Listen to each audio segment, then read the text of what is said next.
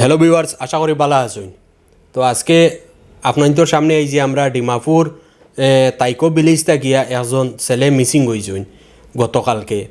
তো ছেলের নাম এরপরে বাবার নাম কিলা মিসিং হইল মানে সব কিছু আমরা ফরিদ ভাইয়ে কইবা। দর্শক সবাইকে ধন্যবাদ। গতকালকে বিকাল 3 ঘটিকার সময় সাফুল নামের একটি ছোট্ট বাচ্চা 12 বছরের বাচ্চা তার বাবার জন্য টিফিন নিয়ে দোকানে যাচ্ছিল। তো বাবাকে টিফিন দিয়ে আসার সময় থেকে ওকে আর পাওয়া যাচ্ছে না। তো ঘর থেকেও খবর নেওয়া হয়নি, কারণ সবাই ভেবেছে রবিবারের দিন হয়তো বাবার সাথে দোকানে বসে গেছে, সন্ধ্যাবেলা আসবে। কিন্তু সন্ধ্যাবেলা যখন আসেনি তখন ঘর থেকে ফোন মারা হয় বাবাকে যে সাফুল এখনও আসেনি। তখন তার বাবা বলে ও তো সঙ্গে সঙ্গেই চলে গেছে। তখন থেকে ওকে খোঁজাখুঁজি স্টার্ট হয়। প্রায় 5 ঘটিকা থেকে ওকে খোঁজাখুঁজি স্টার্ট হয়, ওর কোনো সন্ধান পাওয়া যায়নি। এখন অবধি কোনো সন্ধান পাওয়া যায়নি। তো আজকে সকালে ডিমাপুর আরবান পুলিশ স্টেশনে গিয়ে একটি এফআইআর দেওয়া হয়েছে।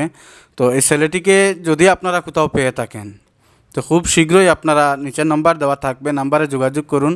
ছেলেটির নাম সাফুল ইসলাম, তার বাবার নাম সাইফুল ইসলাম, গ্রাম হচ্ছে তাইকো ভিলেজ, ব্লক 7, এবং ও পড়াশোনা করে গ্রেস একাডেমি ব্লক 3, তাইকো ভিলেজ। দর্শক মণ্ডলী, যদি আপনারা মানে ভিডিওটা বেশ বেশ করে শেয়ার করবা যাতে ভিডিওটা চারিদিকে ছড়াইতে পারে এবং বাচ্চাটারে মানে পাওয়াইয়ে দিতে সহযোগিতা করবা। ধন্যবাদ।